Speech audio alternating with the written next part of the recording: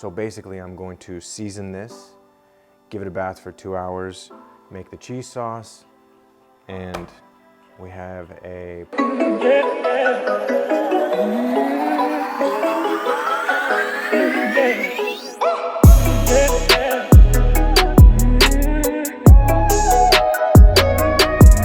So I got this from my butcher. This is Texas Wagyu.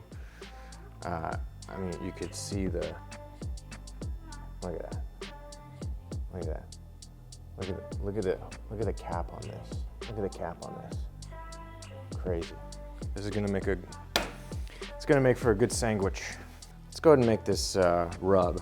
2 tablespoons of Sichuan peppercorns. If you don't have Sichuan peppercorns, which you probably don't, a lot of people don't, I didn't until yesterday, just do regular peppercorns. So put those in there. So next up is 2 tablespoons of onion powder, 2 tablespoons of shiitake mushroom powder, 2 tablespoons of dried rosemary, 1 tablespoon of coriander seeds, 1 tablespoon of mixed peppercorns. You got pink, green, white, black. 1 tablespoon of garlic granules, and 1 tablespoon of dried dill. So just gonna beat the heck out of it for a little while. I'm gonna leave it a little bit coarse because it's going to effectively be the roast's crust, so I'm not too worried about it. But this is the consistency we got. So let's season this son of a gun. I'm just sprinkling. I want a full crust around this whole thing. I want the whole piece of meat covered in seasoning. Just don't let your seasoning go to waste. Try to mop up whatever you can.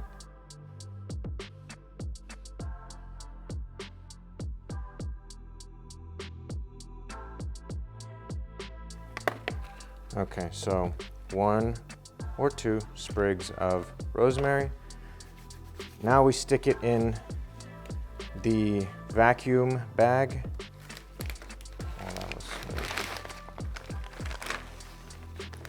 Let's vacuum seal. So I'm gonna throw this roast into the bath.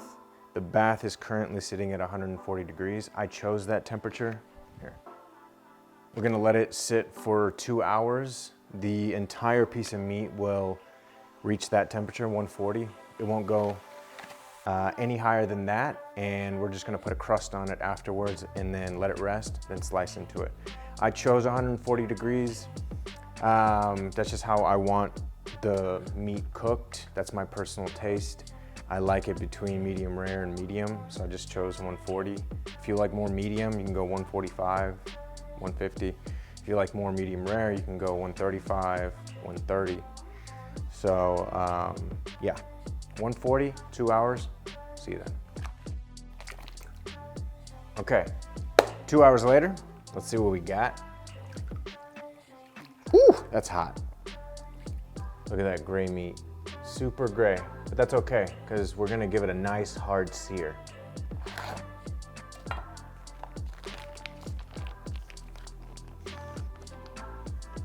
Look at that.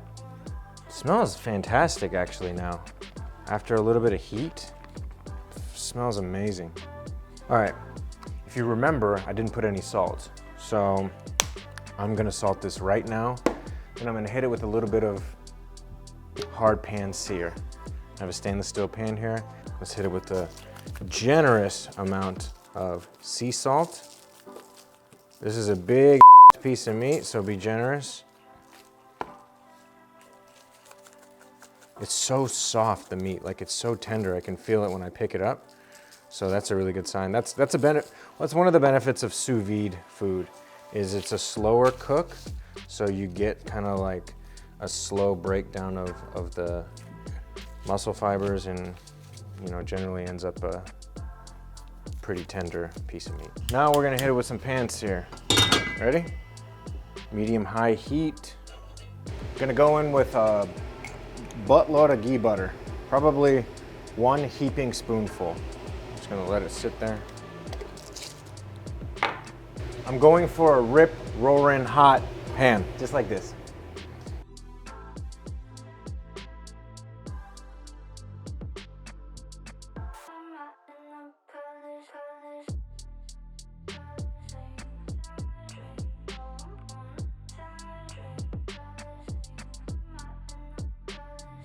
Okay, so steak's resting. I'm gonna give it a good 10-15 minutes because it's such a thick piece of meat.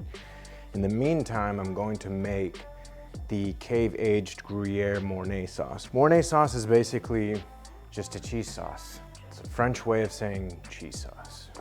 Scoop, and then scoop. Just cut this rind off. I'm gonna start by grating about half a pound of cheese.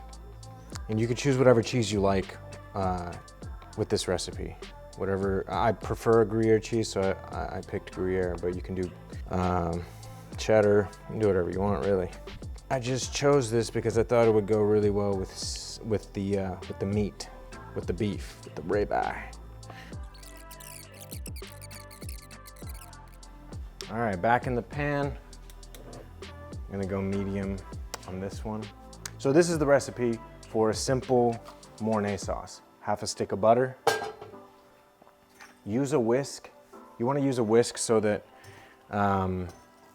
you can try to prevent lumps.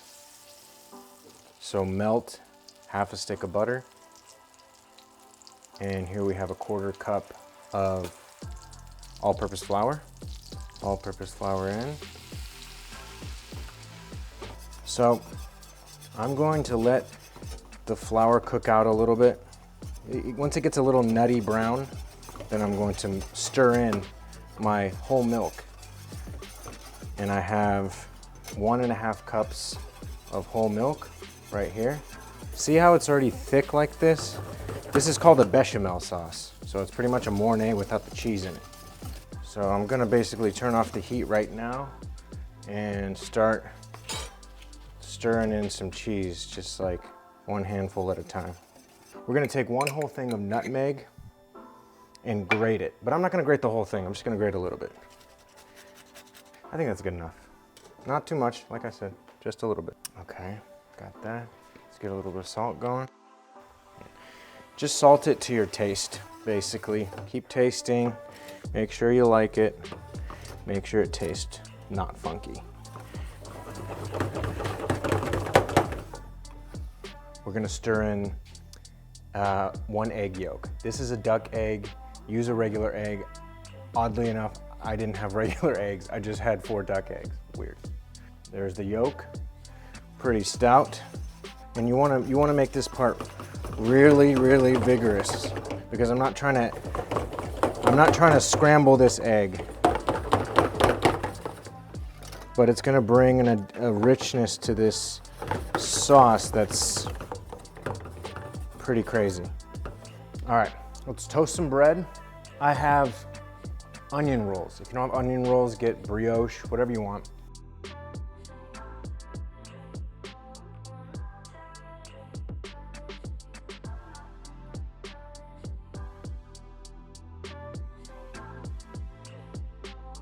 All right, these are gonna be good. Just butter these a little bit. Okay, so now we assemble our wonderful sandwich. Put this down. Let's go ahead and cut. All right, let's see how we did.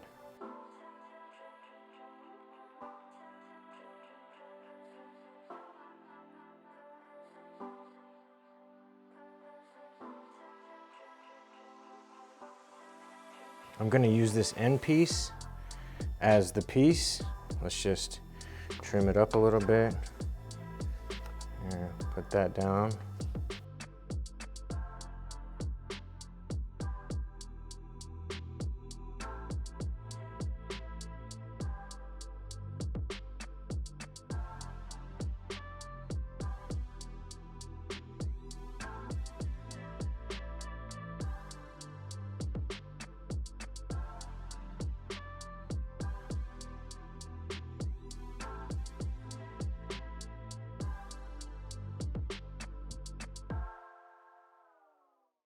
All right, this is quite the sandwich.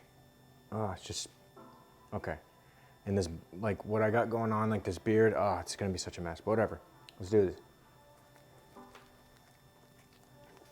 That messy, but that good.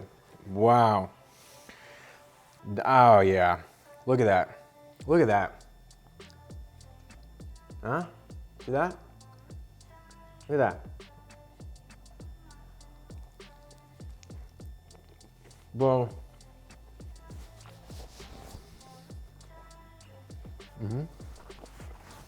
that's the best sandwich I ever made. And with that said, see y'all later.